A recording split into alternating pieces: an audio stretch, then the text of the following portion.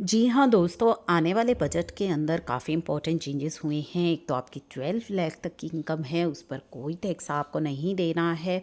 कैसे नहीं देना है, क्या रहेगी नई टैक्स स्लैब, सब चीज़ें हमने आपके साथ सेपरेट वीडियो में शेयर करी हैं।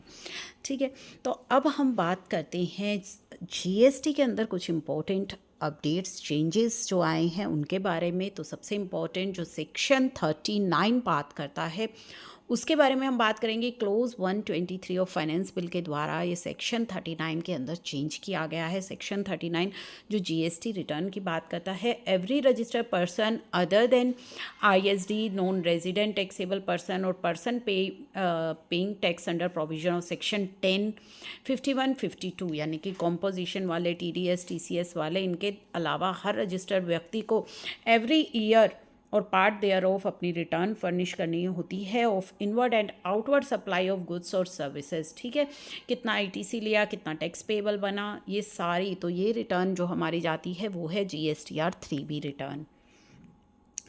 अब यहाँ पे इसके अंदर चेंज क्या किया गया है कि एवरी रजिस्टर्ड पर्सन जिसको ये रिटर्न फाइल करनी है, जो कि अभी हमने डेफिनेशन पढ़ी है कि अदर देन आईएसडी हो गया, नॉन रेजिडेंट टैक्सेबल व्यक्ति को नहीं भरनी, पर्सन जो कॉम्पोजिशन में है वो नहीं फाइल करता, 3B सेक्शन 51, 52 टीडीएस टीसीएस वाले नहीं करते, तो एवरी कैलेंडर मंथ और पार्ट देयर ऑफ अपनी रिटर्न फर्निश करते हैं।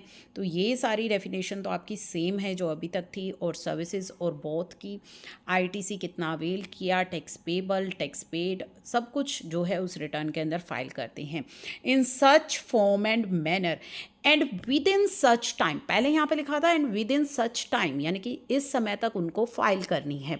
अब विद इन सच टाइम को हटा करके क्या कर दिया गया है, within such time and subject to such condition and restrictions.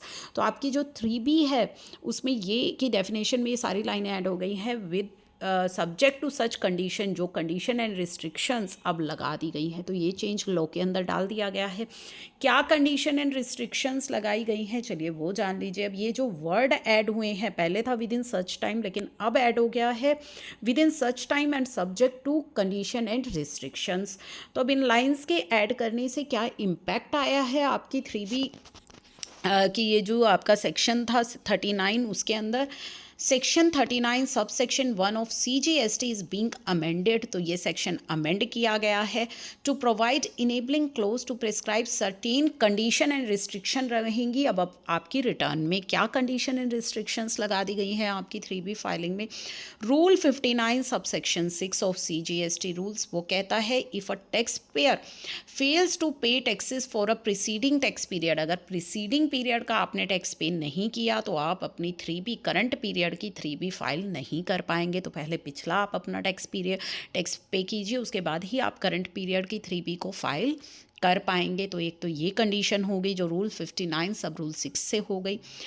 Additionally there are several provisions है रूल 59 सबसेक्शंस सब रूल 6 के that impose restrictions and filing process पे जो इन रिस्ट्रिक्शंस लगाते हैं। तो चलिए उनकी बात कर लेते हैं, कौन कौन से हैं वो। Rule 37 GSTR 1 of the CGST rules outline the time limit of filing GSTR 1। Rule 37 हमें बताता है कि आपको अपनी GSTR 1 की फाइलिंग कब तक कर लेनी है, which can not be filed for current tax period, यानी कि GSTR 1 आप करंट टैक्स पीरियड की फाइल नहीं कर सकते जब तक कि आपने प्रीवियस अपनी GSTR 1 फाइल ना करी हो। ये कंडीशन भी है GSTR 1 के लिए। ठीक है, तो मैक्सिमम टाइम लिमिट आपको 3 इयर्स की दी हुई है for belated filing of GSTR 1, जो कि 1 अक्टूबर 2023 से इफेक्टिव भी हो चुकी है। अब GSTR 1 की भी लिंकिंग आपकी 3B से कर दी गई है। सेक्शन 39 कहता है अगर आपने GSTR 3B प्रीवियस ईयर की फ़ाइल नहीं की तो करंट ईयर की 3B आप फाइल नहीं कर सकते। तो यहाँ पे ये भी आ गया, प्रीवियस ईयर का टैक्स फाइल नहीं किया तो इस बार की 3B फाइल नहीं करेंगे, प्रीवियस ईयर की 3B फाइल नहीं करी तो करंट वाली 3B भी फाइल नहीं कर पाएंगे। एडिशनली एक और कंडीशन लगा दी गई है कि GSTR 1 अगर आपने फाइल नहीं करी तो भी 3B फाइलिंग के लिए आप एप्लीकेबल नहीं रहेंगे, यानी कि करंट पीरियड की भी अगर GSTR 1 आपने फाइल नहीं करी तो 3B आप फाइल नहीं कर पाएंगे, इनेबल ही नहीं होगी 3B। तो ये भी आपको कंडीशन जो है देखनी है, अदरवाइज नोटिस आ जाएंगे आपको सेक्शन 75 सब सेक्शन 12 के, read with rule 88C of CGST rules. तो दीज प्रोविज़न, इन सभी प्रोविज़न्स के द्वारा आपके ऊपर कंडीशंस लगाई गई हैं, रिस्ट्रिक्शंस लगाई गई हैं कि करंट GSTR 1 अगर आपने फाइल नहीं करी है तो 3 भी आप फाइल नहीं करेंगे। और करंट GSTR 1 आप कब फाइल कर पाएंगे? यदि प्रीवियस GSTR 1 आपकी फाइल्ड है। तो सारी जो रिटर्न्स है इनकी फाइलिंग की लिंकिंग कर दी गई है। तो ये कंडीशन एंड रिस्ट्रिक्शंस जो लगी हुई हैं इनको भी अब लॉ के अंदर जो है ला दिया गया, नोटिफाई जो ये चेंजेस हैं वो कर दिए गए हैं। इस सेक्शन में जो ये न्यू वर्ड्स ऐड हुए हैं, विद इन सच टाइम के बाद विद इन सच टाइम आपको ये रिटर्न फाइल करनी है and subject to the condition and restriction. और जो कंडीशन एंड रिस्ट्रिक्शंस लगी हैं वो भी आपको अब यहाँ पे ध्यान में रखनी है अपनी 3B फाइलिंग के लिए। तो ये काफ़ी इंपॉर्टेंट अपडेट था आपकी 3B से जुड़ा। GSTR 1 के अंदर भी सेक्शन में भी चेंज कर दिया गया है। IMS जो कि लेकर के आए हैं, तो उस चेंज को ध्यान में रखते हुए अब वहाँ पे भी ये जो नया चेंज है डाल दिया गया है। Such other details as may be prescribe. तो ऑल अबव चेंजेस जो IMS के द्वारा आए हैं वो पॉसिबल हो सके और ऑब्लिगेटरी हों, ठीक है, अमेंडमेंट्स के। तो रिस्पेक्टिव सबसेक्शन ऑफ सेक्शन 38, तो यहाँ पे IMS जो लाया गया था to streamline the ITC reconciliation and generate होगी आपकी 2B उनके बेसिस पर, जो कि आपकी 55th GST काउंसिल मीटिंग के द्वारा आया था। तो सेक्शन 38 के अंदर और रूल 60 के अंदर ये भी अमेंडमेंट कर दी गई हैं अकॉर्डिंगली।